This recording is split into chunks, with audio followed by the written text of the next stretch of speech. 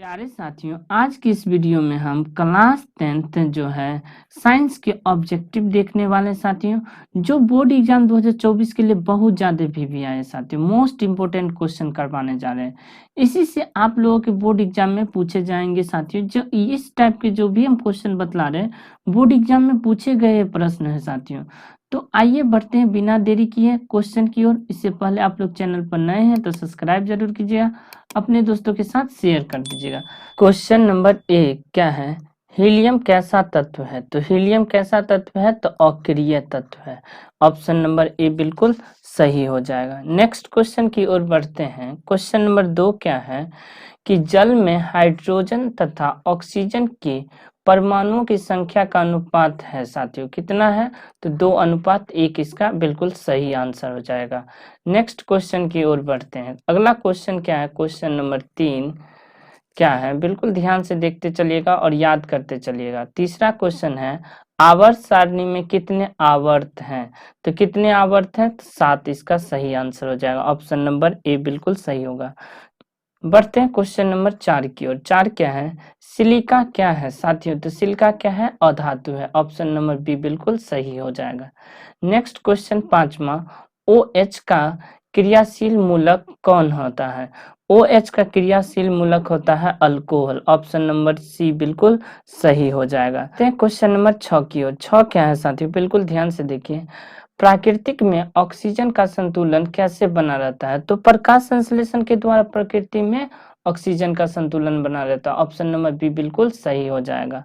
Next question की ओर बढ़ते हैं। क्वेश्चन नंबर 7 क्या है? पौधों में श्वसन क्रिया के अंतर्गत एडीपी के टूटने से कितनी ऊर्जा मुक्त होती है? तो कितनी ऊर्जा मुक्त होती है? तो 30.5 केजी मोल प्रति मोल। ठीक ना साथियों? ऑप्शन नंबर ए बिल्कुल सही हो जाएगा।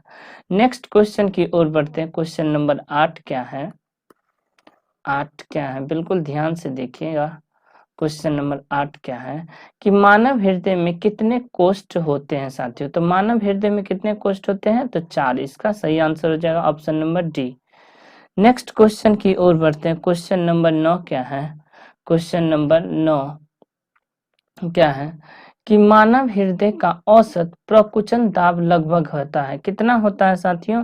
तो 120 mmHg होता है साथियों। ऑप्शन नंबर ए बिल्कुल सही हो जाएगा। नेक्स्ट क्वेश्चन की ओर बढ़ते हैं। क्वेश्चन नंबर 10 ये कि पौधों में वाष्प उत्सर्जन किस भाग में होता है साथियों? तो किस भाग में होता है? पत्ता में। ऑप्शन नंबर सी बिल्कुल सही हो जाएगा।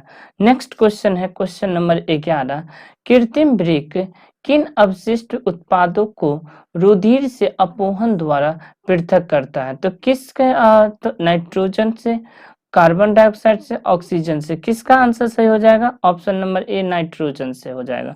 नेक्स्ट क्वेश्चन की ओर बढ़ते हैं। क्वेश्चन नंबर 12 कि हाइड्रा में प्रजनन किस विधि द्वारा होता है? तो ऑप्शन नंबर ए जो बी बिल्कुल सही हो जाएगा, मुकुलन द्वारा होता है। क्या हो जाएगा क्वेश्चन नंबर 12 का? बी मुकुलन। नेक्स्ट क्वेश्चन की ओर बढ़ते हैं। Question number 13। 13 क्या है? 13 नंबर क्वेश्चन क्या है? बिल्कुल ध्यान से देखिए कि किसी माध्यम के अपवर्तनांक यानी म्यू का मान होता है साइन आई बट्टे में sine R. Option number B बिल्कुल सही हो जाएगा। नेक्स्ट क्वेश्चन की ओर बढ़ते हैं। Question number 14। 14 क्या है कि दाढ़ी बनाने में कौन सा दर्पण उपयुक्त होता है? तो कौन सा होता है? अवतल दर्पण। ऑप्शन नंबर सी बिल्कुल सही हो जाएगा। नेक्स्ट क्वेश्चन की ओर बढ़ते हैं। क्वेश्चन नंबर 15 कि स्पेक्ट्रम में किस रंग की किरण स्पेक्ट्रम में किस रंग की किरण का झुकाव अधिक है? तो किस रंग का किरण का झुकाव अधिक है? तो बैगनी इसका सही आंसर हो जाएगा। 15 का डी। नेक्स्ट क्वेश्चन की ओर बढ़ते हैं। Question number 16। क्वेश्चन नंबर 16 क्या है? बिल्कुल ध्यान से देखिए। क्वेश्चन नंबर 16 क्या है? विद्युत फ्यूज विद्युत धारा के किस प्रभाव पर कार्य करता है साथियों? तो विद्युत फ्यूज जो है विद्युत धारा के किस प्रभाव पर कार्य करता है? तो उष्मीय प्रभाव पर। ऑप्शन नंबर ए जो है बिल्कुल सही हो जाएगा, उष्मीय। कोई दिक्कत नहीं।